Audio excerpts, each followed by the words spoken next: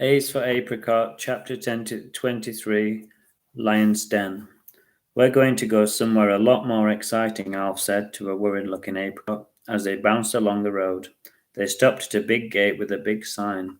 Lion's enclosure, it read, and Apricot understood. Unlike most guinea pigs, he was well read and he had seen enough of lions on TV that he knew they were dangerous. He didn't want to become a snack. As soon as they walked through the big iron gates, a loud roar rang out and the hairs on the back of Apricot's neck bristled. It was frightening, and he hoped that the bars were strong and secure. On hearing the roar, the children squealed with delight and ran away. Apricot wasn't surprised. He felt like running away too. Alf was grinning, and he seemed to be enjoying himself for a change. If only he would enter the cage, thought Apricot naughtily. The roar grew louder, and the trees and the bushes were beginning to quiver and bend like straws. "Something wicked this way comes," said Alf, as he grinned manically, and he lit up another cigarette. Apricot was tempted to bed down into the safety of his bag, but natural curiosity and possessing a brave heart got the better of him. "Here she comes," said Alf, covering them once again in thick grey, ugly smoke. The lion stood before them, huge and terrifying. Its teeth were as white as ivory, and they looked as sharp as a pirate's knife. Alf's cig dropped out of his mouth, and it sizzled on the floor, as if in shock. Apricot's eyes grew as large as saucers, but he was no longer afraid. He was fascinated by the colours of the lion. Its golden mane and its wise eyes stared at them, causing poor Apricot to quiver.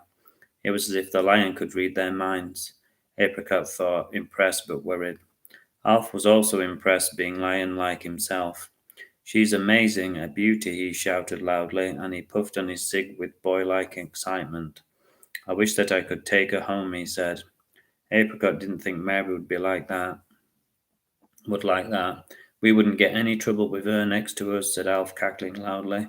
Apricot had to agree. He couldn't imagine anyone bothering them with a ginormous lion next to them. The lion yawned, and Apricot could see right into its huge cavernous mouth and down a red, bloody throat, and he imagined all of the poor unfortunates who had ended up there, and of the food which must have been eaten. Apricot didn't have long to imagine. A very nervous-looking gamekeeper ushered into the enclosure. He had a long pole in one hand and a huge slab of meat in the other. The crowd gasped as the huge, hungry-looking lion turned away from it, and it walked determinedly towards the timid-looking guard. He lifted up his stake, which he was using like a spear, and he pointed it towards the lion as a warning. But the lion didn't look worried at all. She just licked her lips and gave out another humongous roar. The guard began to shake, and the children began to shake, and even Apricot shook a little. It was that loud. The guard dropped the spear onto the ground in fright, and it clattered on the ground, and then he turned and ran away as fast as he could. Some of the children giggled, and then they ran further to safety. Alf wasn't going anywhere, and neither was Apricot. Apricot had no choice. "This is great," said Alf, spitting on the ground for effect. "It's the law of the jungle," he said. "Survival of the fittest," he added.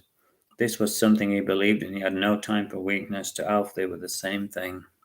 Apricot wasn't feeling fit. He was feeling queasy, and he couldn't wait to get away. The huge lion shook its head as it ripped apart the huge chunk of meat with ease like candy floss. "Brilliant," said Alf. "I am starting to like this zoo," he said. "Now let's see what else they've got to look at," he said with a rare smile. Apricot was so relieved.